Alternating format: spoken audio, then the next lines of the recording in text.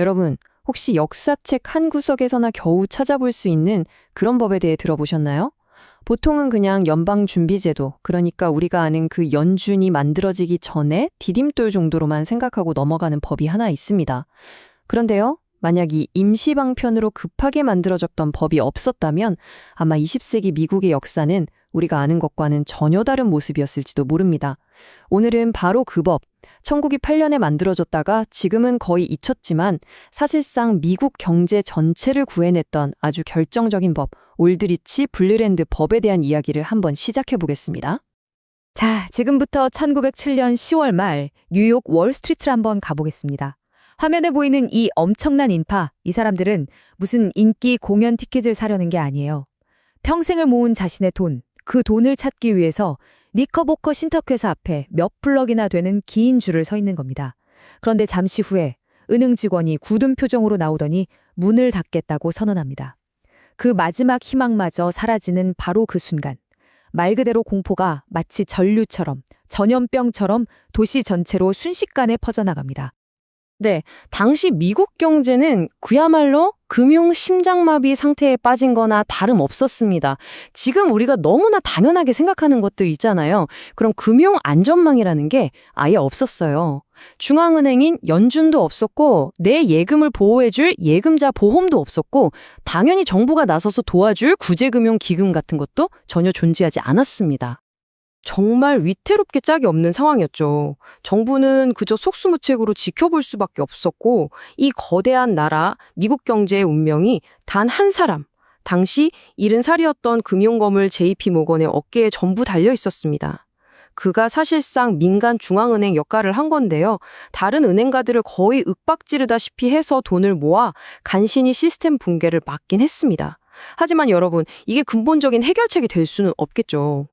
이 공황이 겨우 진정되고 나서야 워싱턴 정가에는 아주 끔찍한 깨달음이 퍼지기 시작했습니다. 아, 이번엔 정말 운이 좋았다. 만약에 다음번에 또 이런 일이 터졌는데 그때 JP모건이 없었다면, 아니면 그가 아니 난 안 하겠소 라고 말했다면 어땠을까요? 한 나라의 경제가, 그 생존이 한 개인의 건강이나 선의에 달려있다는 건 말이 안 되는 거였죠. 그래서 뭔가 체계적인 해결책이 시급하다는 공감대가 형성됐고, 이게 바로 새로운 법을 만들게 된 배경이었습니다. 자, 그렇다면 도대체 왜 이런 일이 벌어진 걸까요? 1907년 공황을 일으킨 그 근본적인 원인은 과연 무엇이었을까요? 그건 바로 당시 미국의 통화 공급 시스템, 그러니까 돈을 공급하는 방식 자체에 아주 치명적인 결함이 있었기 때문입니다.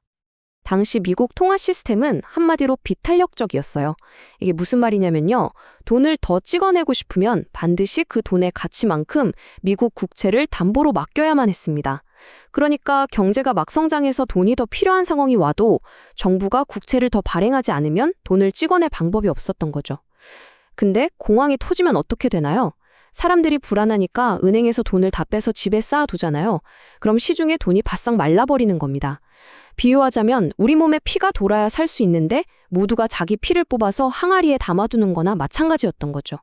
이렇게 꽉 막힌 경직된 시스템이 경제의 숨통을 조이고 있었던 겁니다. 자, 여기서 그 차이가 명확하게 드러납니다.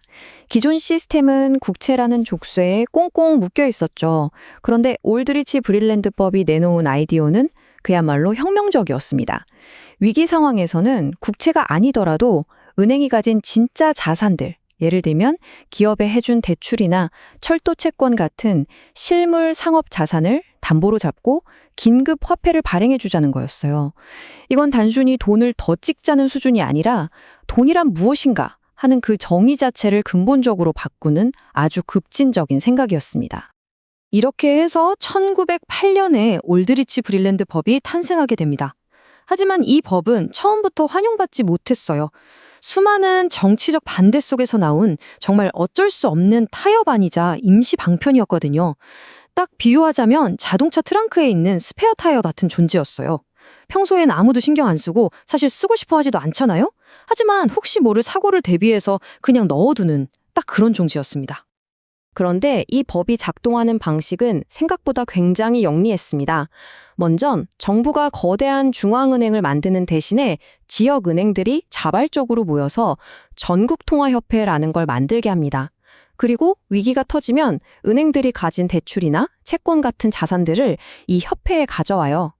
그럼 협회가 이걸 심사해서 정부에 이만큼 긴급자금이 필요합니다 하고 요청하면 정부가 그 자산을 담보로 긴급화폐를 발행해 주는 거죠. 더 똑똑한 건 이 긴급화폐에는 세금이 붙는다는 점이에요. 그래서 위기가 끝나면 은행들이 이자를 내기 싫어서 얼른 돈을 갚고 그럼 시중에 풀렸던 돈이 자연스럽게 회수되도록 설계된 겁니다. 여기서 정말 중요한 포인트가 있습니다.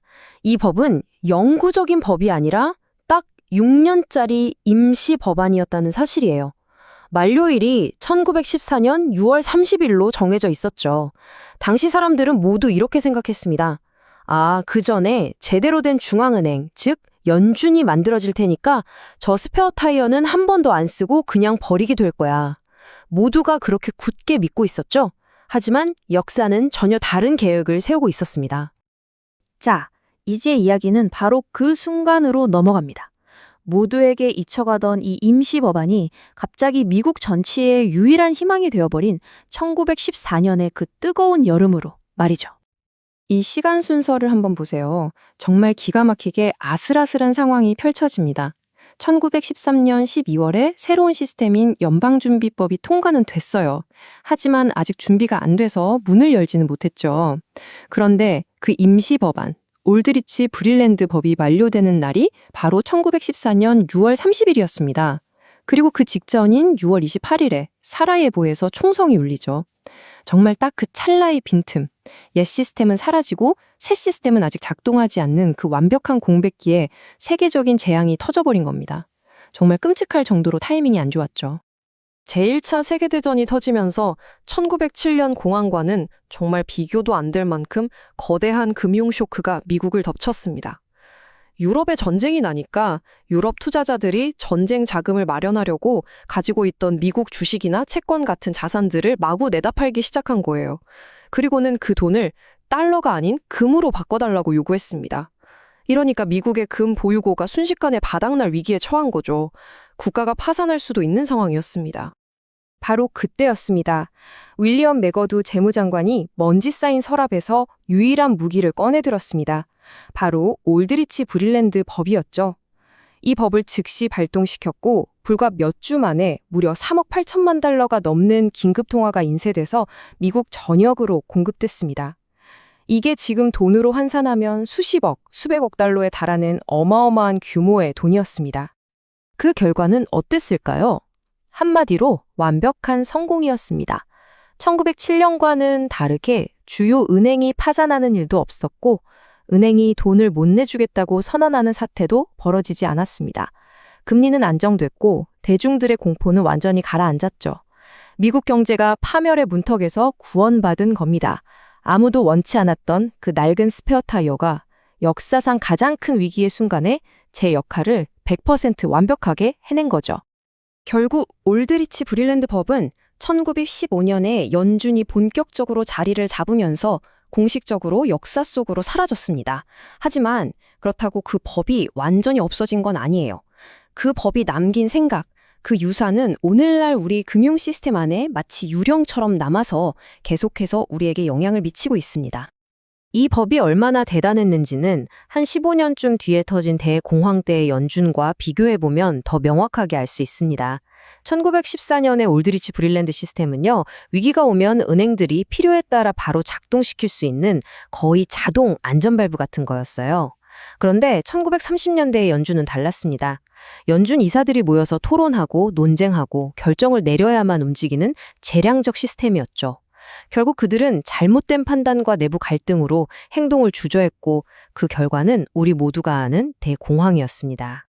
그러니까 1908년에 올드리치 브릴랜드 법이 처음 만들어냈던 그 아이디어, 즉 국채가 아닌 일반 상업자산을 담보로 긴급대출을 해준다는 그 개념은 사라지지 않은 겁니다. 오히려 이 절차는 그대로 연준 시스템 안으로 흡수돼서 오늘날 연준이 은행에 돈을 빌려주는 재할인 창구의 핵심 DNA가 되었어요. 그래서 우리가 겪었던 2008년 금융위기나 최근의 팬데믹 위기 때 연준이 사용했던 모든 비상대출 제도의 뿌리를 쭉 따라가 보면 결국 그 시작점에는 바로 이 잊혀진 1908년의 법이 있는 겁니다. 자, 그럼 오늘 이야기의 핵심을 정리해 보겠습니다. 이 잊혀진 법이 우리에게 남긴 교훈은 무엇일까요? 첫째, 필요할 때 돈의 공급을 늘려주는 탄력적 통화 시스템이 금융 붕괴를 막을 수 있다는 걸 명확하게 증명해냈습니다. 둘째, 금융 시스템을 안정시킬 책임이 더 이상 월스트리트의 소수 금융가가 아니라 정부, 즉 워싱턴에 있다는 인식을 확고히 했죠. 셋째, 앞으로 있을 모든 경제 위기에서 정부가 어떻게 개입해야 하는지에 대한 최초의 청사진, 그 원형을 만들었습니다. 그리고 마지막으로 정말 큰 위기가 닥쳤을 때는 정치적인 이념 논쟁보다 문제를 해결할 수 있는 기술적인 역량이 훨씬 더 중요하다는 사실을 보여주었습니다. 이 이야기는 우리에게 중요한 질문을 던집니다. 서로 으르렁대던 정적들이 어쩔 수 없이 만든 임시 법안이 한 나라의 경제를 구했습니다. 그렇다면 지금 우리가 영구적이라고 굳게 믿고 있는 이 시스템에 예상치 못한 결함이 드러나는 다음 위기가 닥쳤을 때 과연 우리는 무엇을 보게 될까요? 어쩌면 금융 시스템의 본질이란 완벽하고 영원한 규칙이 아니라 끊임없이 닥쳐오는 위기 속에서 살아남기 위한 임시적인 해결책들의 끝없는 과정일지도 모르겠습니다. 영상이 마음에 드셨다면 좋아요, 구독 부탁드립니다.